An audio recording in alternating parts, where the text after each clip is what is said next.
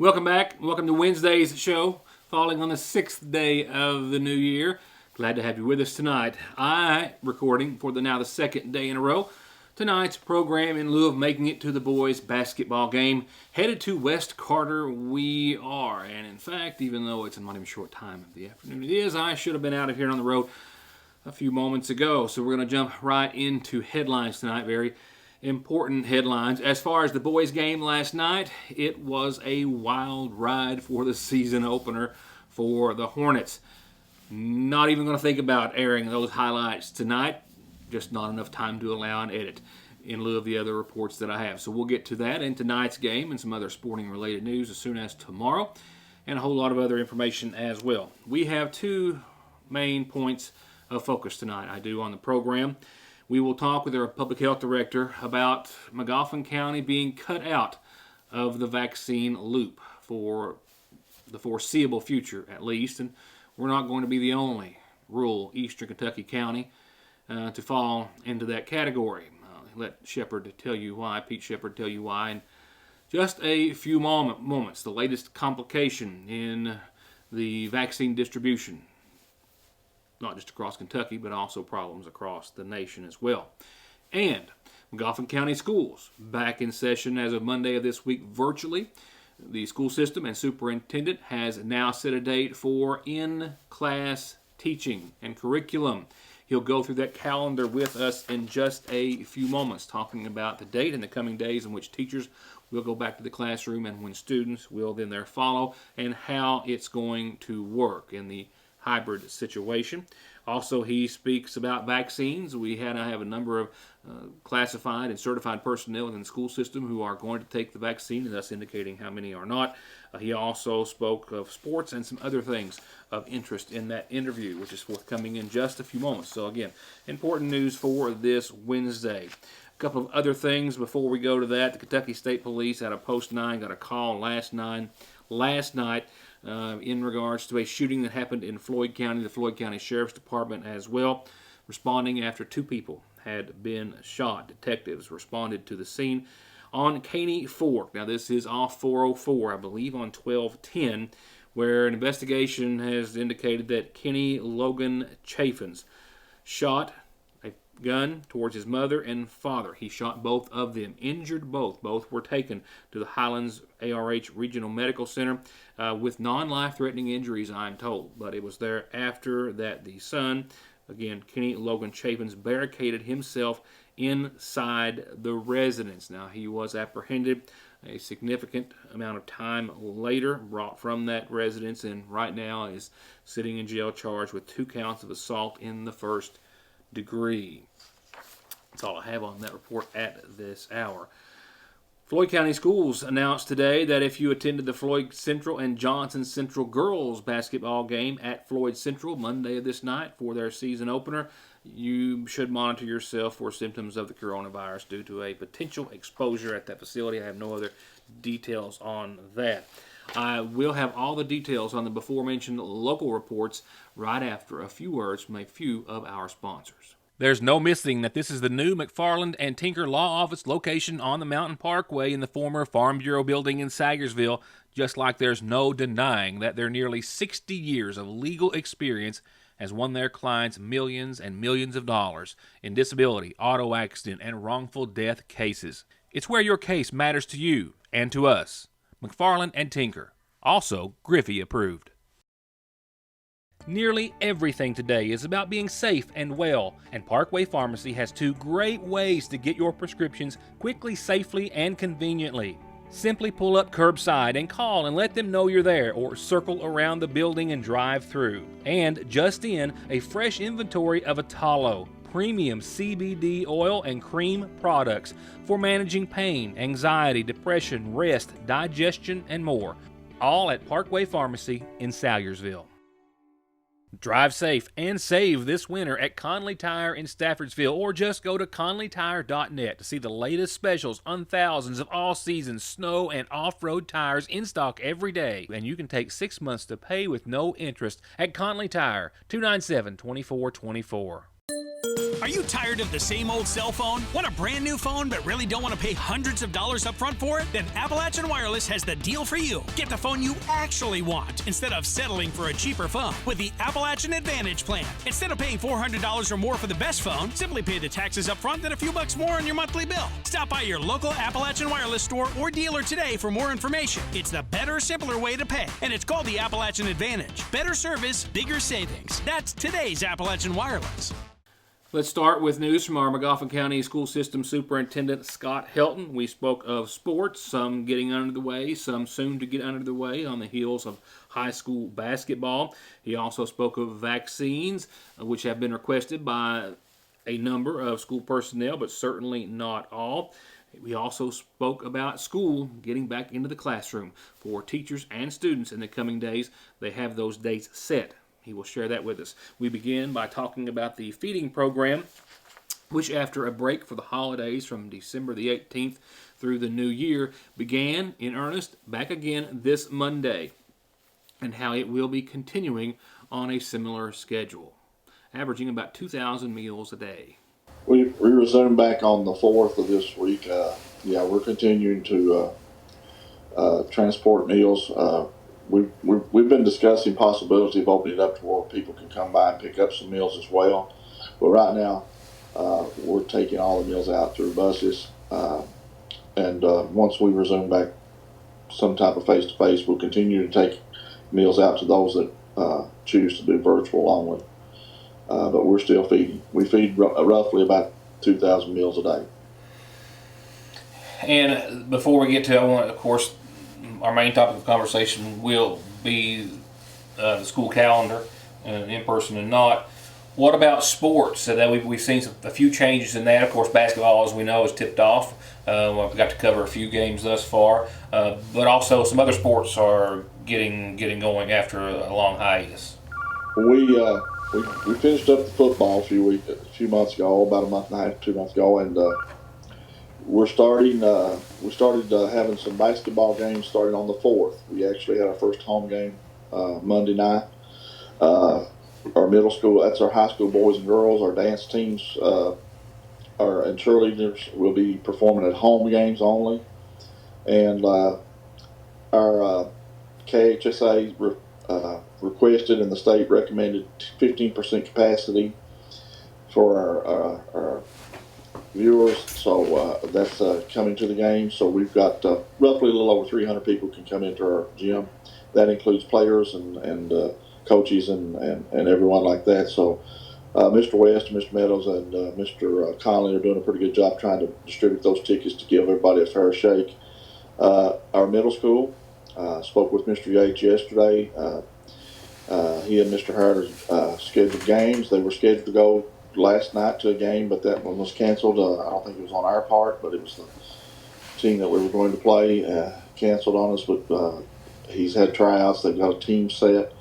Coming to elementary, you're talking about softball and things at the middle school and high school level. We're going to continue to try to get those things in and play baseball as well. But with our elementary, I know there's a lot of questions about that. We're hoping that we get some type of season this spring. I know it's not a normal year and it's not a normal time of the year for any type of sports, but for basketball and cheerleading and dance, we're hoping to be able to do something in the next couple of months to get them some type of season.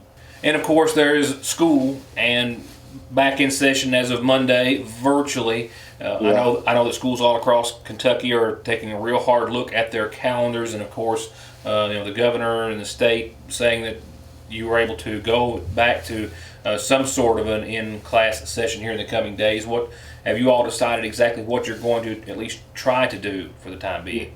Yeah, I spoke with our board members and over the last couple of days in our last meeting, we discussed the possible start dates. Last month, the Commissioner of Education and the Governor recommended the 11th for any type, before you would start any type of face-to-face. They recommended that. It wasn't something that was required, but they recommended. But we will discussing, we've had our staff and our students off for the last month and a half, 2 months. So our plan and our goal is this. Our staff will come back on the 11th. That's this coming Monday. to be in the building. That's all staff, certified and classified. And our students will return to a hybrid plan like we started out in the fall, to go back to that same plan, an A and a B schedule. That's a Monday, Tuesday, off on Wednesday, Thursday, Friday. So if you were in a Monday, Tuesday group, you would go on a Monday and Tuesday. In the fall, you would go back to the spring, the same thing. We're going to start out that way. Our date for starting back would be the 19th, and the 19th falls on a Tuesday. The reason we're going back on a Tuesday, the 18th is Martin Luther King Day, and we are required, we're scheduled to be off that day, so there won't be any virtual or any face-to-face on the 18th. So our first day for face-to-face for Group A would be on the 19th. So they would come on Tuesday, then they would be off on Wednesday, and the Group B would come on Thursday, Friday. And one of the reasons that we're trying to get them back in as early as possible, I realize that the 9 weeks on the second 9 weeks ends on the 25th of January. And so that would give each group, that would be on a Monday, the 25th will be the last day of the 9 weeks. So each group would have 2 days of face-to-face with their teachers before the 9 weeks end, if they had any questions or things that they may need some help with completing the assignments. I mean, I don't know how you can even classify how important it is to get our kids back in the classroom. Well, it's not just about the academics. It's about the social skills, and it's about the emotional stress that they've been under, and staff as well, and parents as well. We've done the best we can to try to provide them an opportunity virtually, but you and I know there's nothing like that face-to-face instruction or being able to ask a question in person. And anything we can do to try to get them back in, we're going to try to do. But the public needs to understand, though, that I work in coordinates with the health department. I spoke with Mr. Shepard this morning, and we're in the orange right now. And all these dates that I'm giving you, Red, is contingent upon that positivity rate. If we were to have a skyrocket jump, then we'll have to punt and come back and wait again. But it's right now, the way the numbers are looking, we'll be able to get back in some form of face-to-face around the 19th, and that's good for our students and everyone. I want them to have as much normality as we can, but I still want them to be safe. But as you know, we're in the process of administering vaccines, getting people ready to that works in the school system to take those vaccines, and that's up to those individuals that chose to. I can't force anyone to do either way, and I'm not trying to. I just gave them the information and gave them the opportunity to make the decision. So speaking with Mr. Shepard again, those have been ordered for our staff, and he'll get me a date, and we'll try to get everyone vaccinated as soon as possible that chose to be vaccinated. So I know that it is their option, as you say, and understandably so. How many of your classified and non-classified individuals are going to take it, and what's your personal opinion on it, if you want to go there, on whether or not they should? Well, we've got approximately 340 some employees, certified and classified total. And and we surveyed each school separately and had the principals go through their staffs individually and basically asked them if they were willing to take and not take. And we had to list those and send it to the state to be able to be on the list to receive a vaccine, to get an order for one. So some schools had a greater number. Some schools were running about 50, 60%. Some were running 70 and 80% of their staff had chose. Some were a little less than 50%. But overall, we're hovering around 50 to 60% of our staff chose to take the vaccine. Me personally, my personal opinion, I understand both sides. There's a lot of confusion out there. There's a lot of misconceptions about some of the things, and there's a lot of unknowns. And I understand that. But from my personal opinion, I'm going to take the vaccine because of two things. My parents are older, and I just want to get back to some kind of normality. And I pray that this is safe, and we have to do what we have to do. And so far, what I've been reading and things, there's some concerns about the allergic reactions and things of that nature, but overall, I think it's worth the risk, in my opinion. But now, I can't speak for everyone. It's their choice, and I understand those concerns because I have them. And there's no ill will or hard feelings between those that choose not to or that choose to take it. So I'm kind of neutral on that aspect. I understand both sides. Now, in lieu of the fact that I left town before the 4 o'clock announcement and daily update from our governor, I do not have those numbers as of yet or any information contained therein. We'll get caught up on that tomorrow. I do have, however, an interview with, as I said, our Public Health Director, Pete Shepard, talking about Magoffin County and many eastern Kentucky counties and Kentucky counties in general, smaller ones being cut out of the vaccine loop for the foreseeable future. He'll tell us why in just a few moments.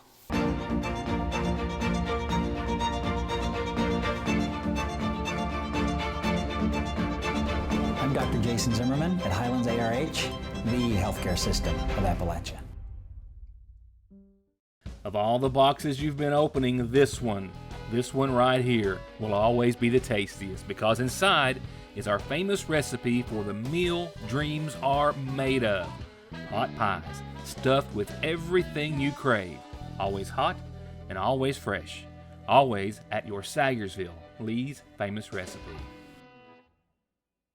If it's not the most wonderful time of the year, it is certainly the second, the annual after Christmas sale at the seasonal shop, where most everything Christmas in the store is at least 50% off, clearance items 75% off, Yonder t-shirts 40% off, Natural Life 40% off, only while it all lasts, and only at the seasonal shop in downtown Sayersville next to Fraser's Prater Drugstore.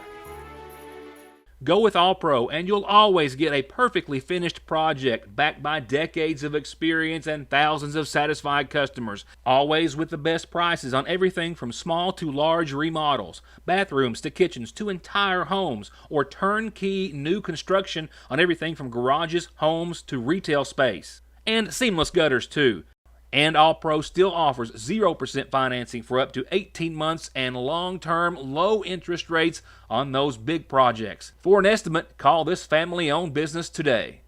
There is never a good time for a breakdown. They will happen, and your car at some point is going to need some repairs and maintenance. And Black Smoke Performance is open and here with professional, fast, safe service. And they now have certified full air conditioning, diagnostics, and repair to keep you cool in whatever you drive.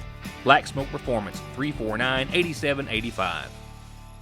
Know that life cannot come to a complete standstill because of the pandemic, but we can make sure that you can continue to bank safely and securely by calling either branch of the Sayersville National Bank to schedule any in-lobby services, or by using either of our drive-thrus. Mondays through Fridays, the main drive-thru is open from 8 until 3, and the branch drive-thru is open from 8 until 5, and the branch drive-thru is also open on weekends, Saturdays 8 until noon, with ATMs available 24/7 at both locations. Or by taking advantage of our completely free 24-hour internet banking and bill pay, banking by phone, remote deposit, automatic payment services, and more. Sayersville National Bank, always making your banking easier and safer.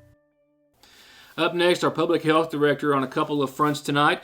Another number of cases today as the numbers have gone back up as of late. He outlines that, and then thereafter he speaks of the update on vaccines that he got from the state today, and it's not good news. There are a variety of issues across Kentucky and across the country in regards to the vaccine distribution. First and foremost is that states getting very few still at this time. But also, as many states, more particularly or specifically the largest cities therein, are not able to get out the vaccine as quickly as they have received it. Kentucky, for example, as a whole, as we've been following and as I have reported here in the past few days, now at around 70, maybe 75,000 doses of the vaccine distributed out of that initial 200,000 that has been received. And now, to add to that, small counties like Magoffin and Johnson and many others, of course, have just today been told that they will have to wait for more doses that they were expecting as soon as this week on this past Monday. More doses that will now, instead of coming to Magoffin and Johnson, be going to those larger cities who still haven't vaccinated all of their Tier 1 individuals, the medical professionals, and first responders. What kind of numbers did we post today? We've been running high for the last 3 or 4 days. How are we? Well, we had 9 on Monday, 8 on Tuesday, and now we had 7 so far today. with this becoming the normalcy of things, we've kind of gotten away of specifics and things as much because it's just an everyday occurrence. But anything significant or otherwise about these cases that we've seen today and this week?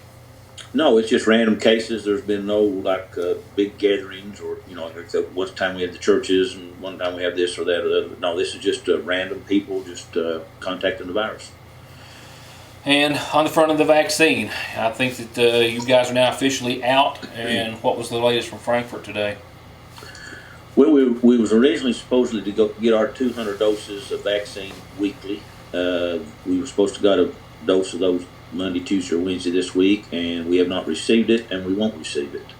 They're asking us now to put in a request each week for how many vaccines that we want and can give in a 7-day period. The reason being is the large metropolitan areas have still running short on vaccines to do their medical providers, first responders, and those people that was on the 1A tier.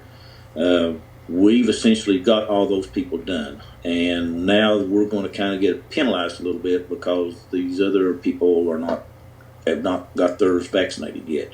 I don't know if it's just the number of them or lack of vaccines for them, but they are going to curtail the vaccines we get until they get those individuals caught up in the larger population areas in the state. So how many are you going to be able to request? And just because you're requesting them, does that mean you're going to get any? No, our initial dose was 200. We're supposed to get another 200. We're asking for 200 doses for next week. They said they would do it by a county basis, based it on population, and really based it on how many vaccines were needed in other areas where they were still trying to get the, like I say, frontline medical personnel and the first responders completed. So to me, this presents another huge obstacle, and it's almost a bit conflicting. We have states, including Kentucky and the rest of the country, who are not in small counties like McGoffin and Johnson, are bottlenecked because they have, for example, Kentucky was received close to that initial 202,000 that we thought for the month of December, early January, and only 66,000 of it has been distributed. So you've got that problem, and now they're telling us something quite opposite, that we can't have any more until because everyone else still needs them, even though there's still a large number. The majority of that 200,000 still that has not been distributed. I'm having a hard time with that. I'm having a hard time with it because it looks like that we get the job done, we need the vaccine, but we're being penalized now because the other larger areas didn't get the job done. A thing that bothers me the most is that we were promised this, and we was ready to give it out, and I think it comes a little down to politics as usual again. I think some of the counties that were behind or didn't get as many doses are kind of upset because the rural Kentucky got enough vaccines to do our people, and they're wanting us to wait on them to catch back up with us. And I think that's not right. I mean, they're 200 doses is not a lot of doses. I've got 500 people on a waiting list out here for the vaccine, and it's just it's kind of a, I don't know, one of them political moves as usual. It puts us in a hard way, and we're waiting because some other people are complaining or didn't get the job done. I think I'm out of questions, Pete. Is there anything else? No, I just like to tell everybody just to be patient. We are going to get the vaccine. The state of Kentucky is supposed to get 58,000 vaccine doses a week, and Dr. Stack today on our Zoom call said, be patient, and once we get through this first responder, medical, and then our 70s, which, like I say, we've got a waiting list of 400 to 500. From then on, there'll be no tiers. Everybody will be a first come, first served basis. He did say that today. They're going to cut out the priorities. So if you want a vaccine and we've got it, you'll get it. No matter who you are or what job you've got, once we get through the 70 and overs, then that's it'll and the teachers. And I would like to say the teachers will not be getting their vaccine until at least February 1st. They wanted us to send in again the number of vaccines we need for the schools. I'm getting the updated number today and sending it to Frankfort. And once we get that, we will get a plan to do the vaccine. We was under the impression that once the schools sent their numbers in, that would be a different batch of vaccines for them only. But that's not the case now. We're going to have to take that out of the vaccines that we get weekly for the general population. So it's going to kind of make a little bit of a problem for us, but we'll work it out. And I just want to tell everybody to be patient. Everybody will get the vaccine that wants it. It's just going to be a little time consuming for us to wait again in Eastern Kentucky to get really what we need. So for now, how are you going to handle the waiting list? Do you still want people to call, and is it still being limited to those 70 and older? Yes, it's still limited to 70 and over until we say otherwise, and you can still call in and get on the list. Just because you're down at the bottom of the list don't mean you might not get it earlier. We've had some cancellations. We have extra doses that show up at the end of the day, and if you're on the list and say you can be here within 5 minutes and we've got a dose that might not keep for another 10 or 15 minutes that we have to give it, we'll call you and get you in.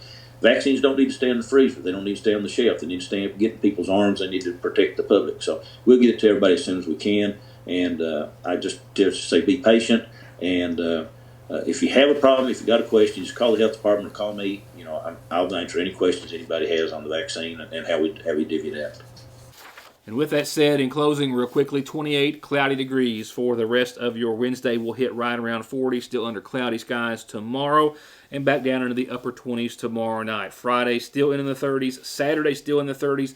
Sunday, still in the 30s. But for your weekend, the sun will start to break through the clouds and actually hang around through Monday and Tuesday of next week. But nowhere between now and next Tuesday do temperatures get above 41 at any time. I have a great deal of news that I'm leaving on the desk, so to speak, including a lot of basketball highlights, more of which I'm going to collect right now, headed to West Carter with the boys. I'll see you back here tomorrow night. As always, thank you for watching.